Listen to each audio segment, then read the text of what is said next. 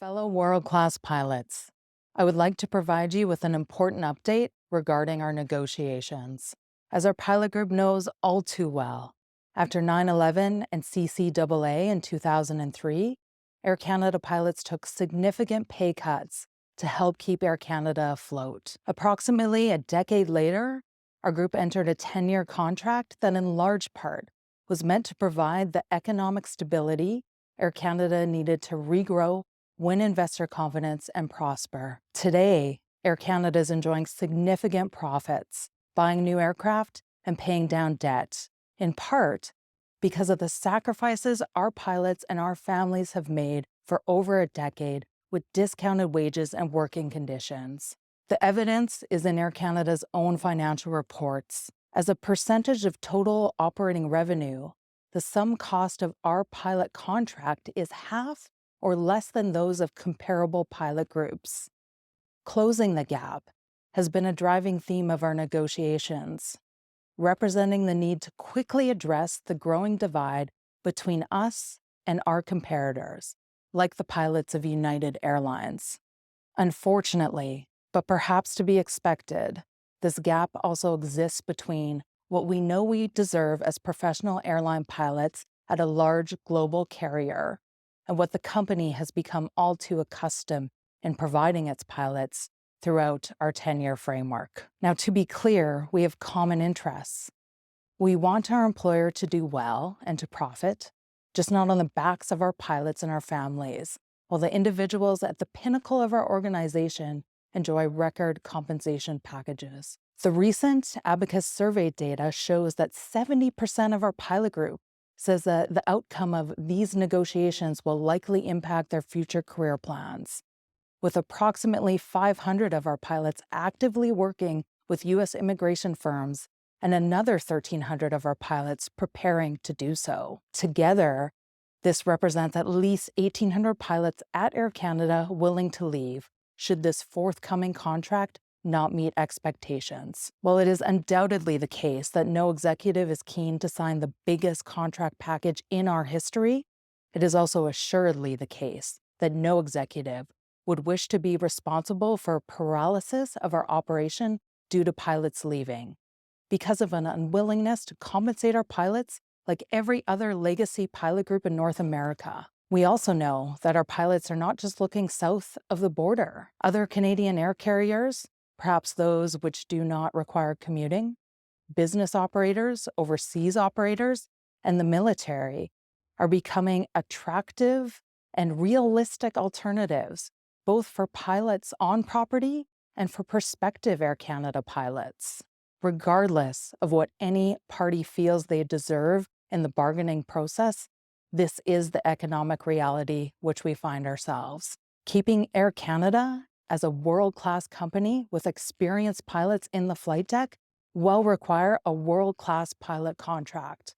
Full stop. In December, your negotiating committee submitted a full contract proposal to the company and provided availability to meet at the bargaining table throughout December and January. Despite your negotiating committee's willingness to negotiate, as expressed in recent MEC messages, the process has been slow, with little to no progress. We recognize that these negotiations are not easy, nor is closing the gap, but we do expect Air Canada to act in a way that helps move the process forward. We are keenly aware of the mandate that this pilot group has given us in negotiations. The expectations are not only those of substantive in nature in terms of the ultimate deal, but also that this deal be achieved within a reasonable time frame. While there is no deadline, such reasonableness means understanding at a minimum that the negotiation is progressing. With movement best described as glacial, we began the process of exploring all options that could help bring Air Canada to the table in a meaningful way. As pilots, we recognize when it's important to take control. One option was to push for a third party to facilitate and re-energize negotiations. A mediator has the ability to move the parties through and beyond this period of intractability, and to get us to a point where we can start to see substantial progress. You expect meaningful progress at the table, and this week we took action to deliver. This week, your MEC and Air Canada entered into an agreement to use a third-party mediator to bring momentum into the negotiation. William Kaplan may be known to some of you. He's regarded as one of the best mediators in Canada and is uniquely familiar with our industry. Importantly, he's highly regarded by ALPA and equally respected by Air Canada. As you can imagine, such a deal, which facilitates the process and pace of negotiations, must be acceptable by both us and the company. The agreement, which was signed this past week, immediately sets in motion a full and robust negotiating schedule, the likes of which we have not yet seen. We know that we have strong tailwinds going into this negotiation, and most importantly, we know your targets from the numerous surveys. We remain squarely focused on achieving your targets. Nothing has changed, except we have a strong voice in the room that will ensure no party is stalling nor is unwilling to engage in a meaningful way.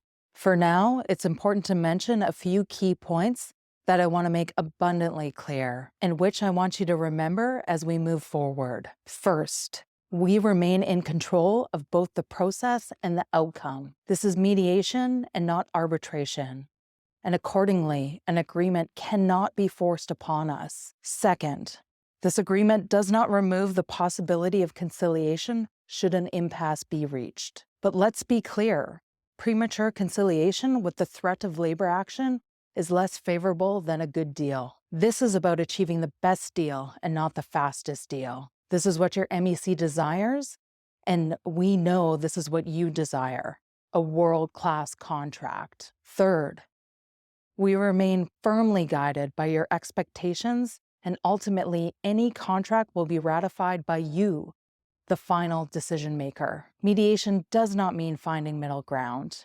A firm but fair mediator will consider the soundness of our positions as they move the parties through bargaining. The point is, we need discussion and meaningful engagement from Air Canada, which a third party will facilitate. Fourth, we are not WestJet, and William Kaplan knows this.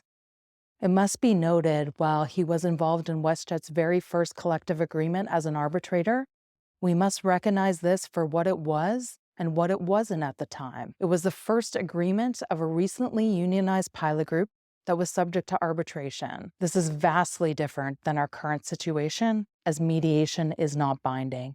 Finally, and most importantly, we need your continued passion and engagement while we use the resources available to us to move this negotiation towards the world-class contract you deserve. We promised you transparency, and we will deliver. We promised you more two-way engagement, and we will deliver. We promised you a world-class contract, and we will deliver. Across all our bases and all demographics, our voices are becoming louder, and our commitment to one another, to our profession, and to those pilots who will follow in our footsteps is growing stronger with each passing day. Your MEC is committed to being held accountable for our decisions, and we know that you might have questions. That is why in the coming days and weeks, we will be reaching out to you in person and online to communicate with you directly, to listen to you, and we want to provide as much information as we can about why this is the best tool